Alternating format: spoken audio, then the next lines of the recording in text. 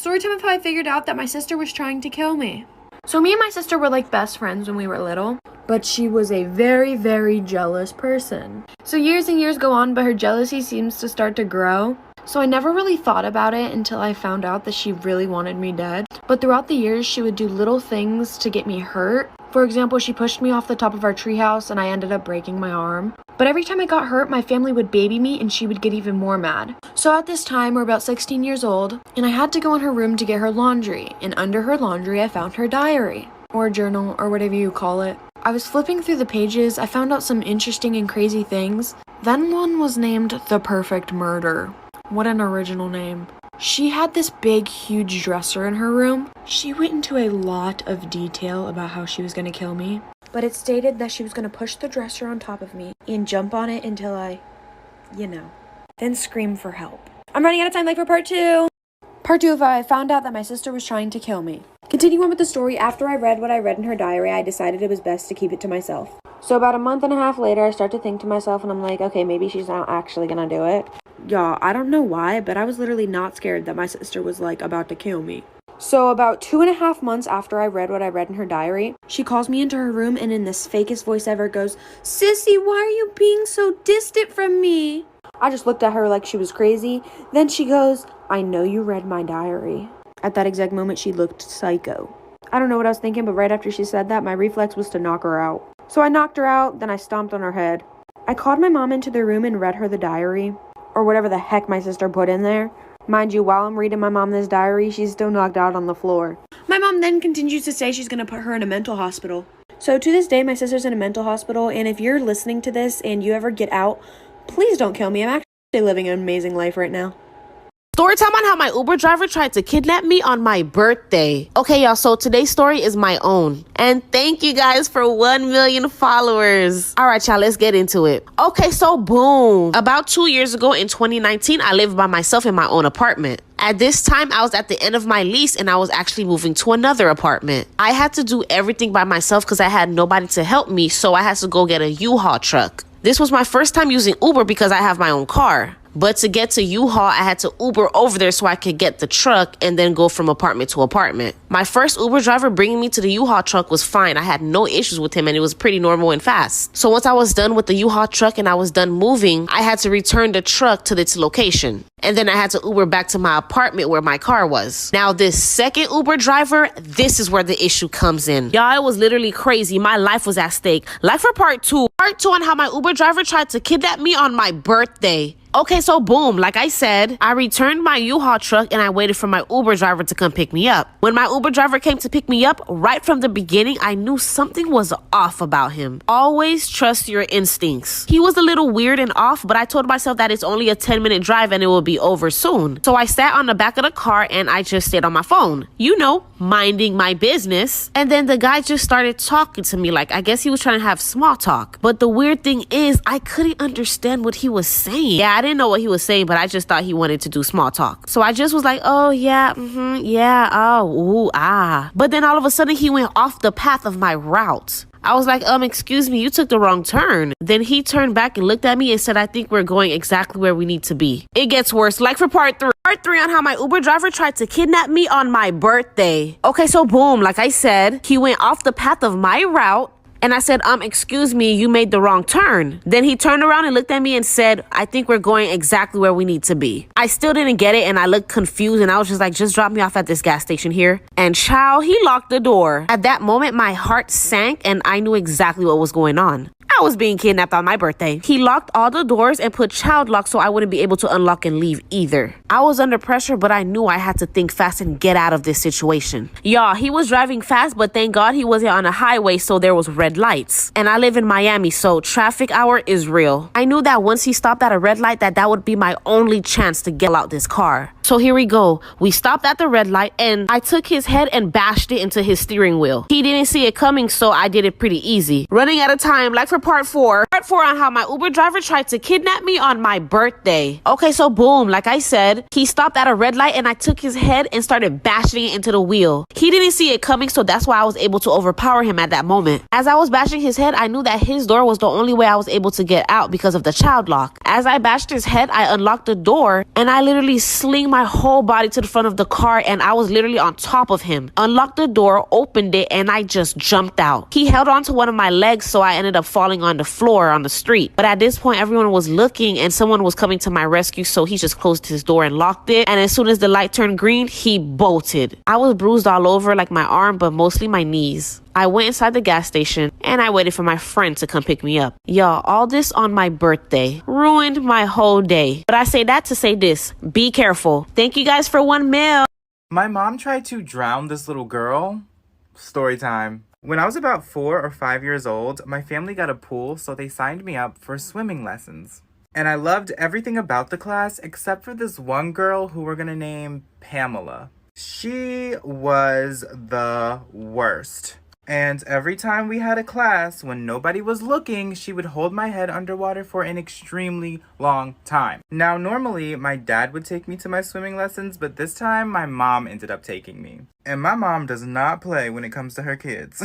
So during class, Pamela thought nobody was looking, so she started holding me underwater again. However, my mom saw. My mom ends up running over, grabbing me out of the water, and then she grabs Pamela by the head, dunks her under the water, and holds her there for a really long time. Thank God the instructor was there because this story time is about why I refused to ever live in a college dorm room. So my sophomore year, I was able to get a room with my best friend Tiana. I was happy because we always talked about getting a room together, but sooner or later, I realized it was a big mistake. There was one time I let her borrow my Ugg boots because it was cold outside, but she started wearing them every day.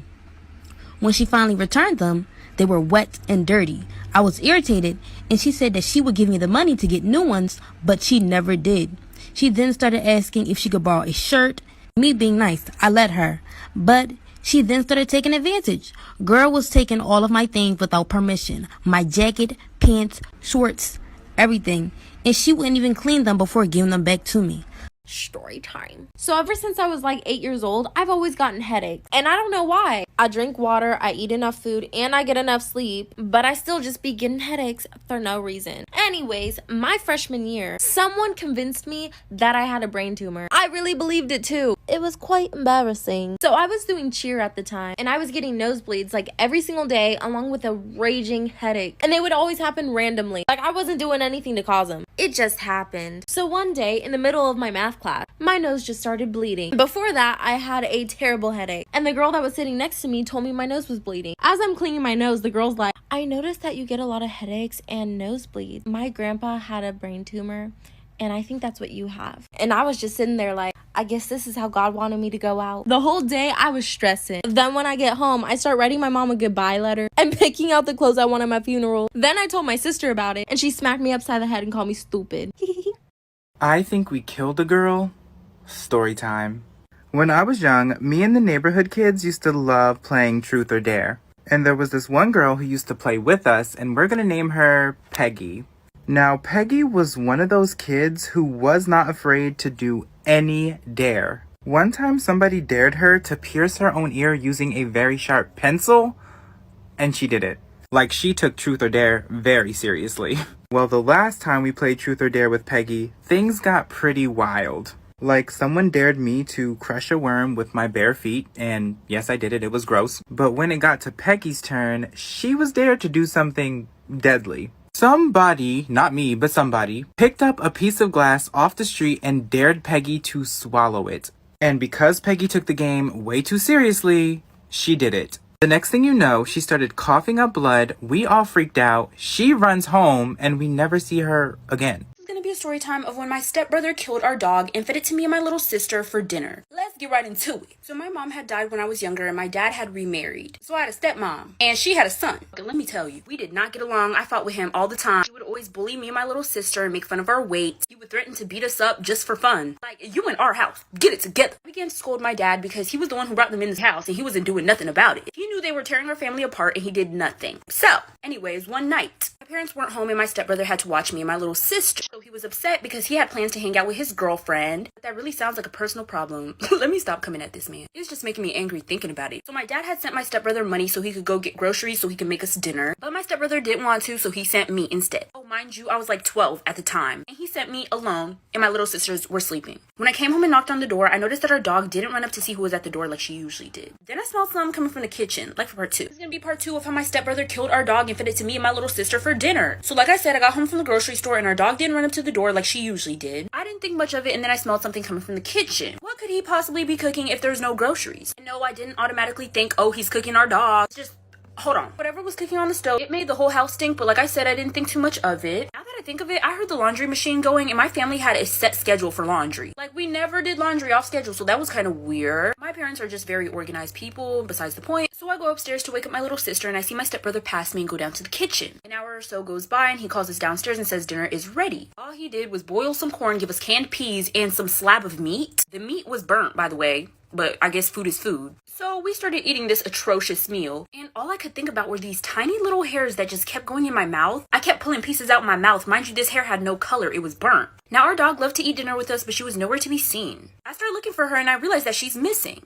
Gonna be part 3 of the time my stepbrother killed our dog and fed it to us for dinner. So like I said, I started looking around for the dog. I asked my little sister if she's seen her. She said no. So I asked my stepbrother and he says no too. So we trying to find this dog. I call my dad. He says she probably ran away, but no one let her outside that day. And I know she didn't just go outside. So the days pass and we're still looking for her and we hang up missing posters. I got my friends to help me. My dad's looking, my stepmother, my little sister, and even my stepbrother. As time goes on, my little sister and I began to fall sick. We go to the doctor. They say we have stomach problems. They said it was probably from something that we ate. And I'm thinking to myself, what abnormal thing did I eat? That random slab of meat. Because there was no groceries. Where'd he find that meat from? So I'm putting pieces together. You know, we're falling sick. The meat was hairy. Our dog is missing.